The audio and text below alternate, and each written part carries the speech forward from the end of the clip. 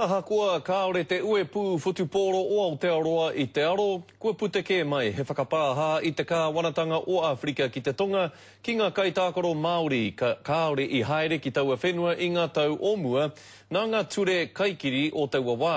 I nai nei kei te ki etahi, kua takoto te mānuka, ai rānei ka kawea ake e te uepu me te kāwanatanga o Aotearoa. Me whakapāha. Koina te kōrero o te minita mo ngā take hā kinakina o Afrika ki te tonga a Mackenzie Stofile. Engari, pēhea a Aotearoa.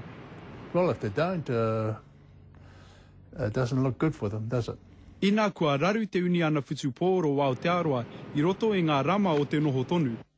Ki tā rātou, kaore he kiko ki te whakapāha ki ngā kaitākaro whutupōro o mua.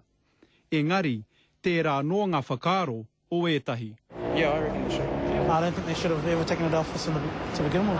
So they should apologise. He tikanga i tango hia mai ngā Māori i ngā tau 1928 ki te tau 1960. Ahakoa pēhea tō toa ki te tākoro whutupōro. E kore koe e uru atu ki Āwhirika ki te tonga. He rere kē no te kara o tō kiri. Was the white regime and also their government and their rugby union and also the New Zealand Rugby Union. Kua puta te wero a te uniana o Āwhirika ki te tonga me whakapā hā rātou. Ina ka tika anō hoki kia whai ake te uniana o Aotearoa i tā rātou. Engari i tēnei wā, kai te noho wahangū tonu rātou.